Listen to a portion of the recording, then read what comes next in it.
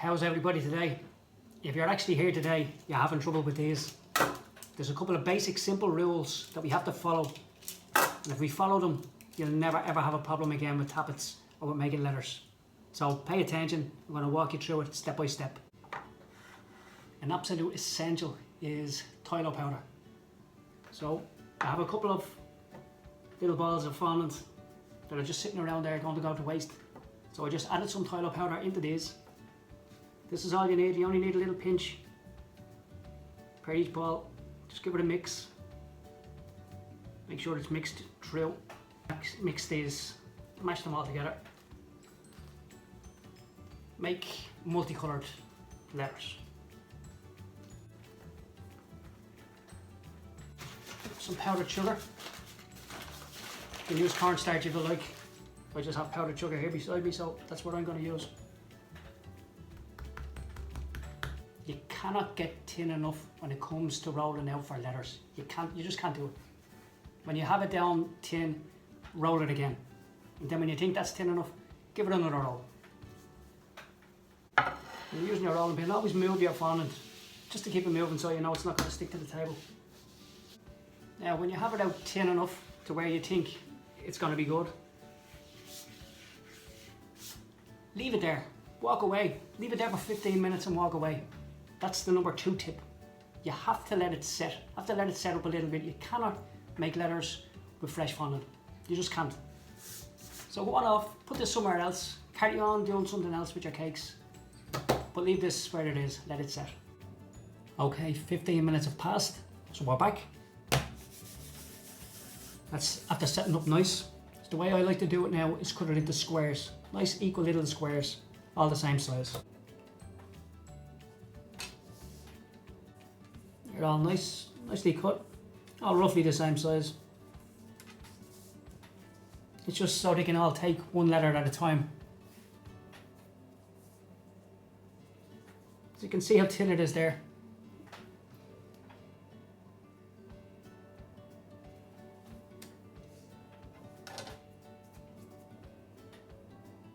All you do is come along and just press down straight into it. Give it a little shimmy on your table, a little smooth around, keeping the pressure on. Turn it over, take away the excess, poke out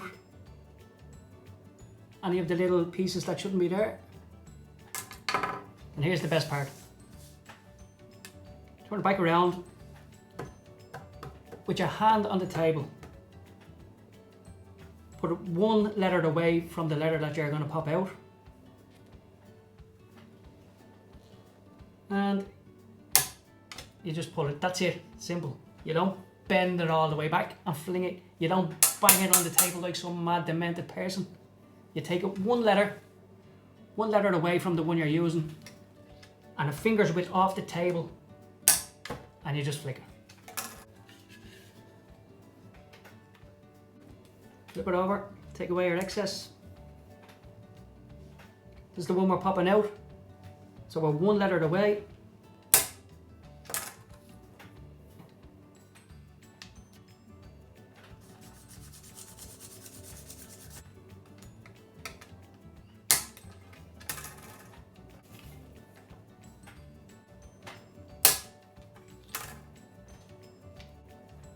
You can see what I'm going to spell out here, can't you?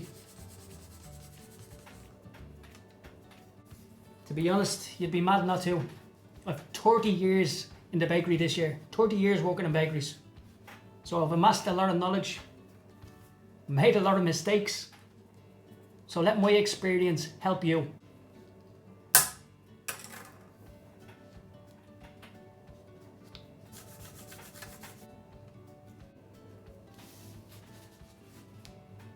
Nice, simple, easy.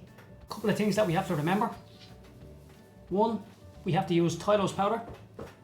2, you must let it set at least 15 minutes. 3, it has to be rolled out thin as possible. When you have it down, roll it again, make it thinner. 4, cut everything into little squares. 5, you don't lift your tappet higher than a finger's width. As I said, if you know an easier way of doing this, please tell me, because I want to learn easier ways as well. But I can guarantee you, there's no easier ways than doing this. I'm 30 years in the baking industry, and this is, beyond the shadow of a doubt, the very easiest, very simplest way of using tappets.